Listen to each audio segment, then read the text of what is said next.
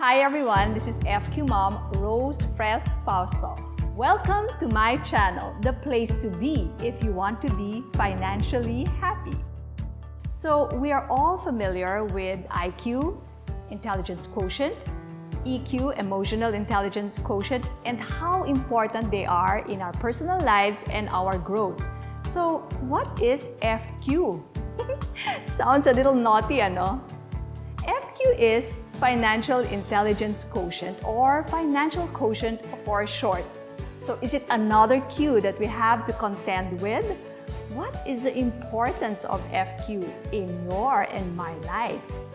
So you're in luck because for this video, I will be discussing about FQ. Are you ready? Let's begin!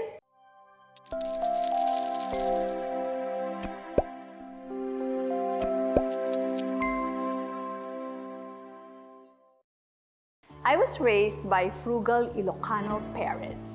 Soon after graduation, I started working in the finance industry, first as an analyst and later on as an investment banker. And then I got married and the kids started coming. And then something happened. I felt a disturbance.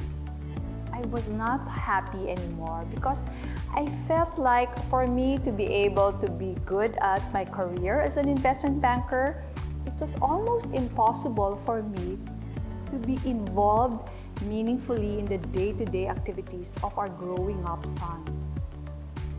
And so, Marvin and I did a lot of discussions with some pencil pushing and prayers as well.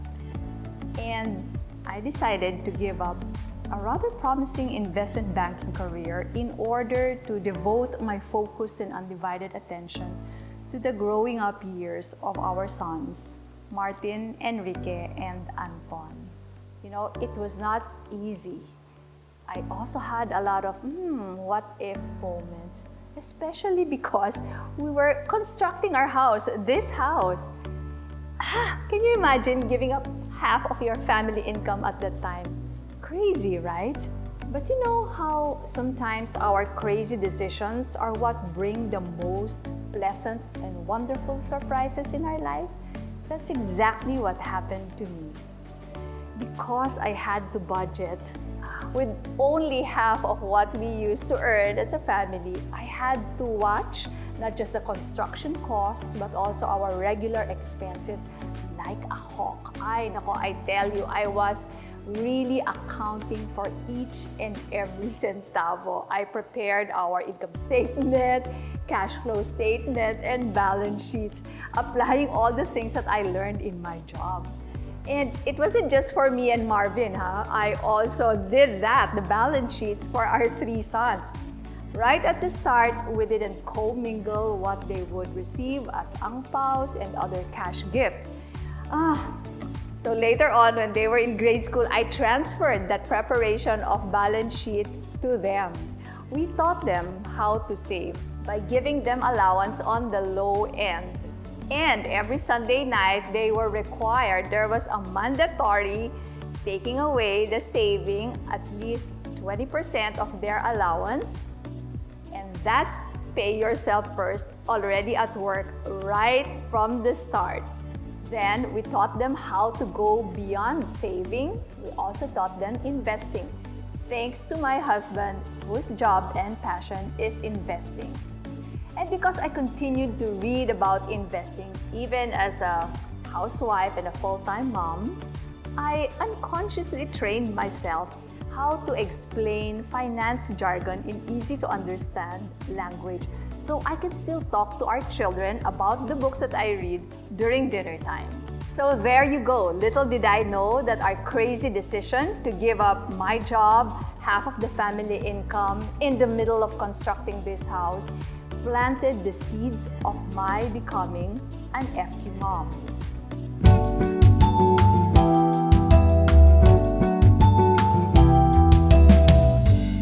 So what is FQ? When I wrote my first book entitled Raising Pinoy Boys, I coined the term FQ and devoted one whole chapter discussing why we should all raise our children to have this intelligence. FQ is Financial Intelligence Quotient, or Financial Quotient for short. It is the ability to make sound decisions and actions with regard to your personal finances. It is the IQ and EQ of handling money. It is not enough to know and understand the concepts, but it is even more important to make sure that we are applying them in our regular behavior. You know, it's quite sad that despite the importance of FQ, it is not properly inculcated in the vast majority of our population, and not just in the Philippines, but all over the world. While we teach our children how to speak, read, write, do math, walk at certain ages, there doesn't seem to be a universally agreed upon age when to start training them to have high FQ. For most people, FQ is not developed even in their adult life. The result, we see a lot of smart, industrious, middle-aged, and senior citizens not prepared for retirement, despite having been gainfully employed during their younger years. This has to stop. And you have the power to stop this vicious cycle in your family now.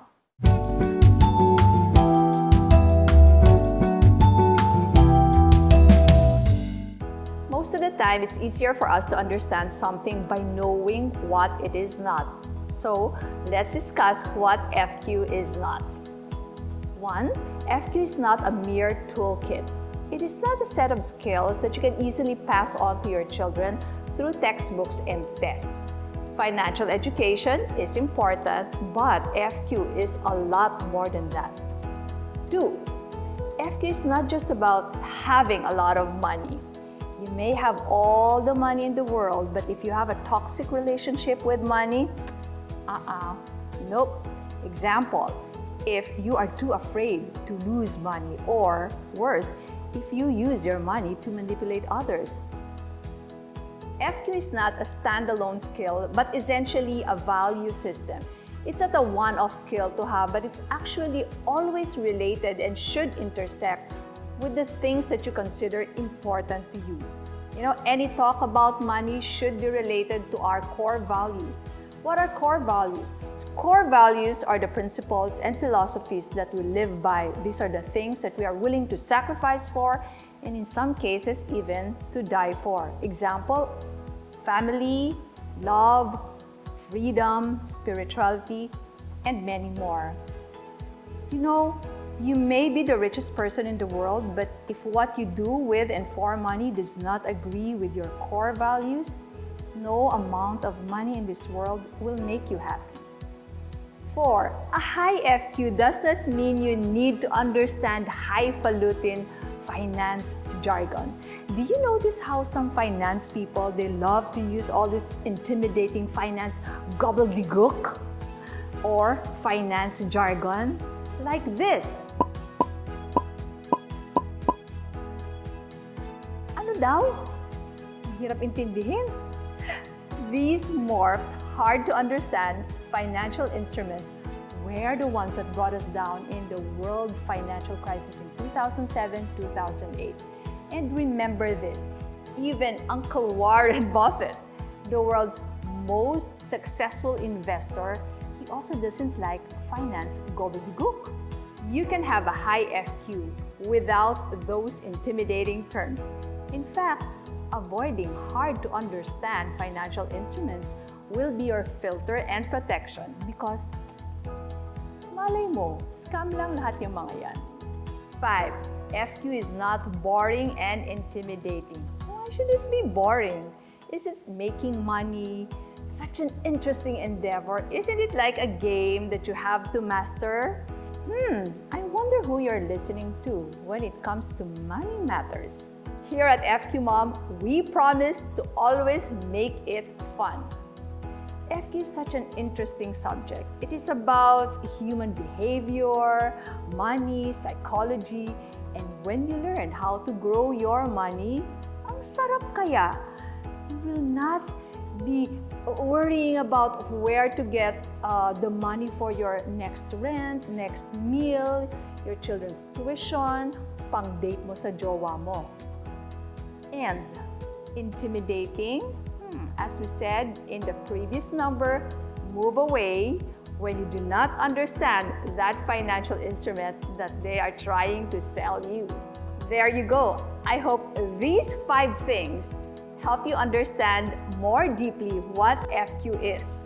Remember, no matter who you are, where you come from, where you want to go in your life, you definitely need to develop a high FQ. It is such an important life skill. Life will always have its ups and downs. You may lose your job, you may lose in your business, in your investments, but if you have a high FQ, you will have that resilience to bounce back because you've already developed a healthy attachment to and detachment from money. A high FQ is essentially your economic self-defense. And that's exactly what I want you to have. I want you, your children, and your loved ones to be financially happy. So, let's start your FQ journey now. Did you like this video? Did you learn anything important? Share your comments down below. I'd love to hear from you. And pay it forward by sharing it to someone who can benefit from it. At FQ Mom, we always want you to go beyond the knowledge. We want you to take action. For starters, I invite you to take the FQ test right now by clicking the link that we're providing in the description. Or just go to FQ Mom and click FQ test. The test will tell you where you are right now in your financial journey. If you happen to get a low FQ score, don't worry. Don't stress about that. That's totally fine. Your score is not cast in stone. Don't let that discourage you, but rather encourage you to continue in your journey to improve and grow. And here's good news. For our next video, we will be discussing in more detail about the FQ test, what the scores mean, and what you can do about it. So, tara! Let's do this together. I invite you to subscribe to this channel, like the video, and share this to your family and friends. You know why? Because we are all better off when everyone is better off. This has been Rose Press Fausto, your FQ Mom, wishing you all a high FQ.